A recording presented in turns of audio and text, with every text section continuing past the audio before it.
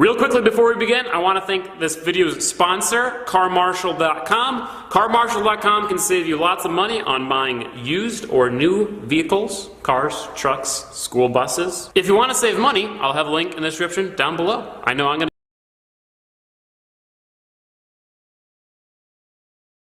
School suspends 13-year-old for drawing stick figure Teenage Mutant Ninja Turtle holding swords. A boy's creativity and expression has gotten him kicked out of school after he drew a Teenage Mutant Ninja Turtle holding two swords. By the Free Thought Project, April 15, 2018. Charlottesville, Virginia, TRI, condemning draconian zero-tolerance school policies bereft of common sense. The Rutherford Institute is demanding that a North Carolina school district rescind the suspension of a middle school student for drawing a sword-wielding Teenage Mutant Ninja Turtle and other fanciful stick figures. In coming to the defense of a 13-year-old student at Roseboro-Salemburg Middle School who was suspended for 2 days for doodling stick figure drawings that included a Ninja Turtle holding swords in each hand, another stick figure aiming a rifle, a souped-up car, a magician, and a tower with a bow and arrow, Rutherford Institute attorneys assert that the punishment infringes on the student's First Amendment right of expression, is excessive and is contrary to district policies guaranteeing children a right to an education. Moreover, Institute attorneys points out that the drawings were not seen by any other student, did not cause any disruption of the school, did not threaten anyone, and had no impact on the safety of anyone. There are hundreds of cases like this around the nation involving young people who are being suspended, expelled, and even arrested under school policies that criminalize childish behavior and punish all offenses severely, no matter how minor the so-called infraction may be, said constitutional attorney John W. Whitehead, president of the Rutherford Institute and author of Battlefield America, The War on the American People. We all want to keep the schools safe, but it is far better to see something credible done about actual threats, rather than this ongoing, senseless targeting of childish behavior that poses no threat, causes no disruption and is a creative and healthy part of childhood.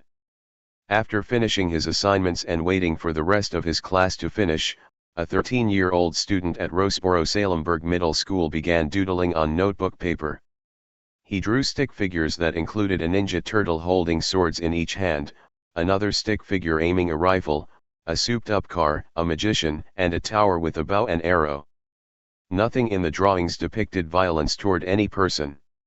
When the classroom teacher saw the drawings, they were confiscated and the student was taken to the principal's office.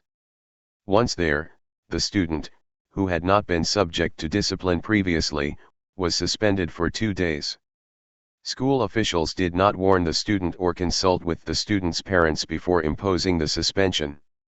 While the student handbook provides that a suspension is allowed for first-time offenses such as fighting, threatening students or staff, or possession of a dangerous object, Rutherford Institute attorneys point out that there is simply no evidence suggesting that a drawing of individually posed stick figures with swords and a gun with no other context could rise to the same level of severity as threats of violence or actual violence against others. Additionally, Institute attorneys contend that the suspension violated the student's First Amendment right to engage in expression, including drawing, that does not cause disruption in the school. About John W. Whitehead. Constitutional attorney and author John W. Whitehead is founder and president of the Rutherford Institute. His new book Battlefield America, The War on the American People, Select Books, 2015, is available online at www.amazon.com. Whitehead can be contacted at johnw@rutherford.org.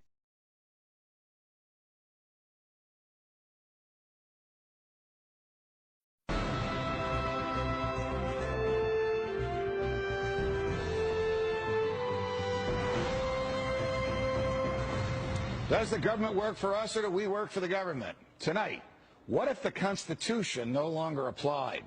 What if the whole purpose of the Constitution was to limit the government? What if Congress's enumerated powers in the Constitution no longer limited Congress, but were actually used as a justification to extend Congress's authority over every realm of human life? What if the president, meant to be an equal to Congress, has instead become a democratically elected, term-limited monarch? What if the president assumed that everything he did was legal just because he's the president? What if he could interrupt your regularly scheduled radio and TV programming for a special message from him? What if he could declare war on his own? What if he could read your emails and your texts without a search warrant? What if he could kill you without warning? What if Supreme Court justices no longer looked to the Constitution to determine the constitutionality of a law, but rather simply to what justices who preceded them thought about it? What if the rights and principles guaranteed in the Constitution have been so distorted in the past 200 years as to be unrecognizable by the founders? What if the 50 states were no longer sovereign entities, equals to each other, and parents of the federal government they voluntarily constituted? What if the states were mere provinces of a totally nationalized and fully centralized government? What if the Constitution was amended stealthily, not by constitutional amendments duly ratified by the states, but by the constant and persistent expansion of the federal government's role in our lives? What if the federal government decided if its own powers were proper and constitutional? What if the Constitution were no longer the supreme law of the land? What if you needed a license from the government to speak, to assemble, or to protest against the government? What if the government didn't like what you planned to say, and so it didn't give you the license? What if the right to keep and bear arms only applied to the government? What if posse comitatus, the federal law that prohibits our military from occupying our streets, were no longer in effect? What if the government considered the military an adequate dispenser of domestic law enforcement? What if cops looked and acted like troops and you couldn't distinguish the military from the police? What if you were not secure in your person, in your papers, and in your property? What if federal agents could write their own search warrants in defiance of the Constitution? What if the government could decide when you were and were not entitled to a jury trial? What if the government could take your property whenever it wanted? What if the government could continue prosecuting you until it got the verdict it wanted?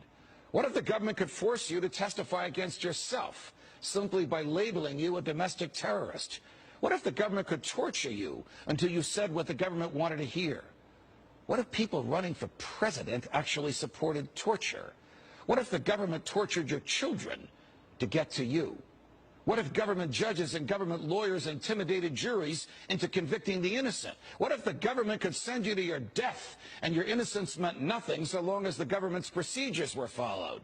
What if America's prison population, the largest in the world, was a cruel and unusual way for a country to be free? What if half the prison population never harmed anyone but themselves?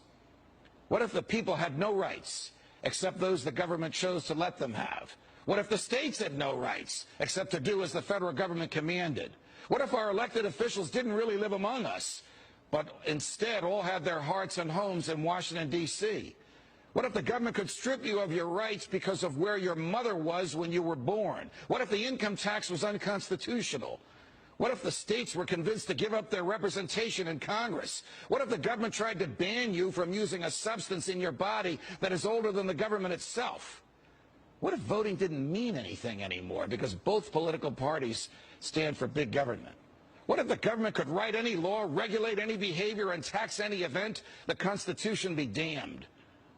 What if the government was the reason we don't have a Constitution anymore?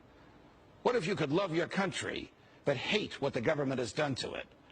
What if sometimes to love your country you had to alter or abolish the government? What if Jefferson was right? What if that government is best which governs least? What if I'm right? What if the government is wrong? What if it is dangerous to be right when the government is wrong? What if it is better to perish fighting for freedom than to live as a slave? What if freedom's greatest hour of danger is now?